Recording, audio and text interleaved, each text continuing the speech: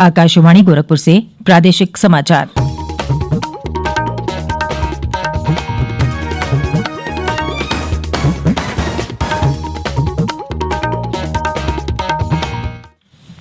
नमस्कार, समाचार बुलेटिन के साथ मैं सुकीर्ति अस्थाना। पहले मुख्य समाचार।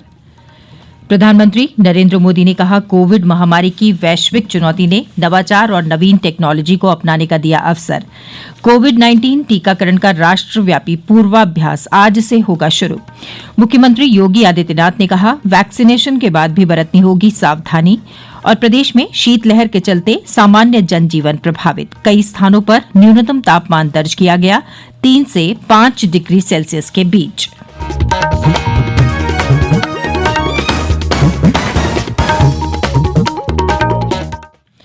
और अब समाचार विस्तार से। प्रधानमंत्री नरेंद्र मोदी ने सबके लिए घर का वायदा करते हुए कहा है कि गरीबों की परेशानियां समाप्त होने का समय आ गया है। नववर्ष के पहले दिन कल वर्चुअल माध्यम से देश के 6 राज्यों में वैश्विक आवासीय प्रौद्योगिकी चुनौती GHTC इंडिया के तहत लाइट हाउस परियोजनाओं की आधारशिला रखते हुए प्रधानमंत्री ने ये बात कही। आज गरीबों के लिए, मध्यम वर्ग के लिए घर बनाने के लिए नई टेक्नोलॉजी देश को मिल रही है। तकनीकी भाषा में आप इसे लाइट हाउस प्रोजेक्ट कहते हैं। मैं मानता हूं ये 6 प्रोजेक्ट वाकई लाइट हाउस, प्रकाश स्तंभ की तरह है। ये 6 लाइट हाउस प्रोजेक्ट देश में हाउसिंग कंस्ट्रक्शन को नई दिशा दिखाएंगे। हर क्षेत्र से राज्यों का इस अभियान में जुटना कोऑपरेटिव फेडरलिज्म की हमारी भावना को और मजबूत कर रहा है। प्रधानमंत्री ने दोहराया कि कोविड-19 महामारी की वैश्विक चुनौती ने राष्ट्र को नवाचार और नई प्रौद्योगिकी अपनाने के अवसर दिए। उन्होंने कहा कि 6 लाइट हाउस परियोजनाएं देश में आवास निर्माण क्षेत्र को नई दिशा दिखाएंगी। श्री मोदी ने कहा कि जन कल्याण के लिए लाइट हाउस परियोजनाएं बेहतरीन प्रौद्योगिकी का प्रदर्शन करेंगी और इनसे शहरी आवासीय जरूरतें पूरी करने में मदद मिलेगी। प्रधानमंत्री ने कहा कि इन परियोजनाओं पर प्रत्येक नागरिक को गर्व होगा कि राष्ट्र हमारे विकास के पथ पर अत्याधुनिक प्रौद्योगिकी का इस्तेमाल कर रहा है। देशवासियों को नववर्ष की शुभकामनाएं देते हुए प्रधानमंत्री ने कहा कि हम सब नए उत्साह और अवसरों के साथ 2021 में प्रवेश कर रहे हैं। श्री मोदी ने कहा कि मौजूदा केंद्र सरकार ये समझती है कि देश के चहुमुखी विकास के बिना कायाकल्प संभव नहीं है। ये लाइट हाउस प्रोजेक्ट अब देश के काम करने के तौर तरीकों का भी एक उत्तम उदाहरण है। हमें इसके पीछे जो बड़े विजन को भी समझना होगा। एक समय में आवास योजनाएं केंद्र सरकारों की प्राथमिकता में उतनी नहीं थी जितनी होनी चाहिए। सरकार घर निर्माण की बारीकियों और क्वालिटी पर नहीं जाती थी, लेकिन हमें पता है बिना काम के विस्तार में ये जो बदलाव किए गए हैं, अगर ये बदलाव न होते कितना कठिन होता। आज देश ने एक अलग अप्रोच चुनी है, एक अलग मार्ग अपनाया है। श्री मोदी ने कहा कि ये परियोजनाएं आधुनिक टेक्नोलॉजी और नवाचार प्रक्रियाओं से बनाई जाएंगी। उन्होंने कहा कि ये परियोजनाएं न सिर्फ कम समय में संपन्न होंगी बल्कि गरीबों के लिए ज्यादा किफायती और आरामदायक सिद्ध होंगी। प्रधानमंत्री ने कहा कि सरकार ने भवन निर्माण क्षेत्र में अनुसंधान और नवाचार को बढ़ावा देने के लिए आशा इंडिया परियोजना शुरू की है। इससे विकास के नए मार्ग खुलेंगे और 21वीं सदी में मकान बनाने के लिए किफायती टेक्नोलॉजी मिलेगी। उन्होंने कहा कि प्रधानमंत्री आवास योजना के अंतर्गत बहुत कम समय में लाखों मकान बनाए जा चुके हैं और अनेक मकानों का निर्माण चल रहा है।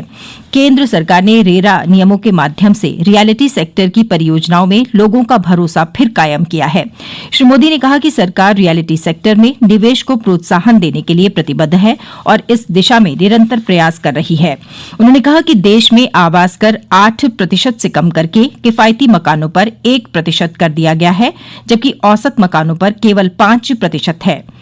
प्रदेश के मुख्यमंत्री योगी आदित्यनाथ ने इस परियोजना को मील का पत्थर बताया है। इस परियोजना का जो मुख्य उद्देश्य है कि हम कैसे टिकाऊ, पर्यावरण अनुकूल और आपदारोधी तकनीक पर आधारित आवासीय सुविधा के निर्माण की कार्रवाई को आगे बढ़ा सकें और विश्वास के साथ कहा जा सकता है कि लाइट हाउस प्रोजेक्ट इस दिशा में मील के पत्थर साबित होंगे। केंद्रीय स्वास्थ्य और परिवार कल्याण मंत्री डॉक्टर हर्षवर्धन ने कल नई दिल्ली में एक उच्च स्तरीय बैठक में आज से देश भर में शुरू होने जा रहे कोविड टीकाकरण अभ्यास की तैयारियों की समीक्षा की। बैठक में मंत्रालय के वरिष्ठ अधिकारियों ने डॉक्टर हर्षवर्धन को आज के अभ्यास से जुड़ी सभी जानकारियां दी, जिनमें ड्राई रन के लिए जमीनी स्तर पर काम करने वाली टीमों की ओर से पूछे जाने वाले सवालों का जवाब देने के लिए टेलीफोन ऑपरेटरों की संख्या बढ़ाया जाना भी शामिल है। बैठक के दौरान डॉक्टर हर्षवर्धन ने सभी अधिकारियों को निर्देश दिया कि वो ये सुनिश्चित करें कि टीकाकरण की जगहों और वहां तैनात किए जाने वाले अधिकारी इस बारे में तय सभी मानकों का पालन करें।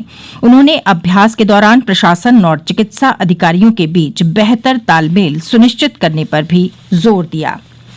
ये समाचार आप आकाशवाणी गोरखपुर से सुन रहे हैं। मुख्यमंत्री योगी आदित्यनाथ ने कोविड-19 से बचाव और उपचार की व्यवस्था को सुदृढ़ बनाए रखने के निर्देश दिए हैं। उन्होंने कहा कि कोरोना के नए स्वरूप को ध्यान में रखते हुए हर स्तर पर पूरी सावधानी बरती जाए।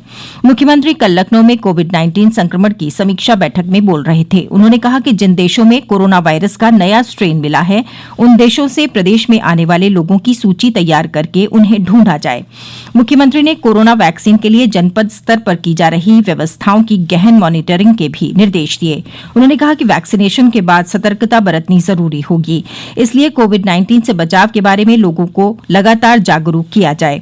मुख्यमंत्री ने जनपदों में स्थापित किए गए integrated command and control centre को पूरी तरह सक्रिय रखने के निर्देश दिए। राज्य में कोविड-19 के टीकाकरण के बारे में हमारे संवाददाता की एक रिपोर्ट। राज्य के अपर मुख्य सचिव स्वास्थ्य अमित मोहन प्रसाद ने बताया कि आज राज्य सरकार लखनऊ में 6 जगहों पर कोविड टीकाकरण का ड्राई रन करेगी। वहीं 5 जनवरी से यह अभ्यास पूरे प्रदेश में किया जाएगा। उन्होंने कहा कि सरकार टीकाकरण को लेकर सभी प्रकार के जरूरी इंतजाम कर रही है, जिसमें कोल्ड चेन स्टोरेज का विस्तार और टीकाकरण केंद्रों तथा वैक्सीन भंडारण की जगहों पर सीसीटीवी कैमरे को लगाया जाना भी शामिल है। उन्होंने कहा कि राज्य का स्वास्थ्य विभाग 9 दिसंबर के बाद से प्रदेश में इंग्लैंड से आने वाले सभी यात्रियों का कोविड परीक्षण कर रहा है और किसी को भी घबराने की कोई जरूरत नहीं है। अब तक हाल ही में इंग्लैंड से प्रदेश में वापस आए 2500 से अधिक लोगों का कोविड परीक्षण कराया जा चुका है और सिर्फ 2 लोगों में ही नए प्रकार के कोरोना वायरस के लक्षण नजर आए हैं। इस बीच राज्य में पिछले 24 घंटों में 871 कोरोना से पीड़ित नए मरीजों का पता चला है और इस बीमारी से ठीक होने वाले लोगों की दर बढ़कर 96.21% हो गई है। सुशील चंद्र तिवारी, आकाशवाणी समाचार, लखनऊ।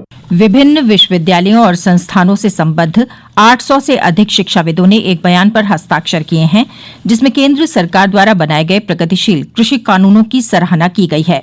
शिक्षाविदों ने कहा कि उन्हें किसानों की आजीविका की रक्षा करने के सरकार के आश्वासन पर पूरा भरोसा है।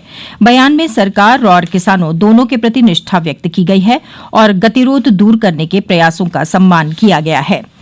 केंद्रीय सड़क परिवहन और राजमार्ग मंत्रालय ने राष्ट्रीय राजमार्ग नेटवर्क के टोल प्लाजा पर पूरी तरह से फास्टैग के माध्यम से भुगतान की अनिवार्यता 15 फरवरी तक बढ़ा दी है।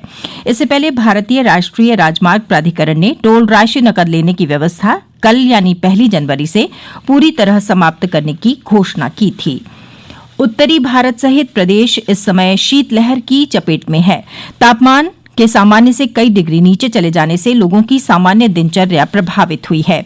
कई स्थानों पर कोहरे के कारण कम दृश्यता के चलते सड़क दुर्घटनाओं की संख्या बढ़ गई है। पिछले 36 घंटों के दौरान नजीबाबाद प्रदेश का सबसे ठंडा स्थान रहा, जहां तापमान 3 डिग्री सेल्सियस दर्ज किया गया।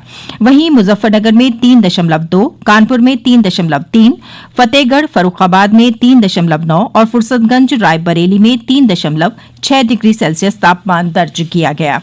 प्रदेश के अधिकांश स्थानों पर न्यूनतम तापमान 3 और 8 डिग्री सेल्सियस के बीच रहा। वहीं अधिकतम तापमान 20 डिग्री सेल्सियस के नीचे दर्ज किया गया। मौसम विभाग ने सुबह और शाम कई स्थानों पर घने से अधिक घना कोहरा पड़ने की चेतावनी जारी की है। वहीं प्रदेश के पश्चिमी और पूर्वी हिस्से के कुछ स्थानों पर कड़ाके की ठंड के साथ शीतलहर की संभावना जताई गई है। और अंत में मुख्य समाचार एक बार फिर। प्रधानमंत्री नरेंद्र मोदी ने कहा, कोविड महामारी की वैश्विक चुनौती ने नवाचार और नवीन टेक्नोलॉजी को अपनाने का दिया अवसर। कोविड-19 टीकाकरण का राष्ट्रव्यापी पूर्वाभ्यास आज से होगा शुरू। मुख्यमंत्री योगी आदित्यनाथ ने कहा, वैक्सीनेशन के बाद भी बरतनी होगी सावधानी। और प्रदेश में शीतलहर के चलते सामान्य जनजीवन प्रभावित, कई स्थानों पर न्यूनतम तापमान दर्ज किया गया 3 से 5 डिग्री सेल्सियस के बीच।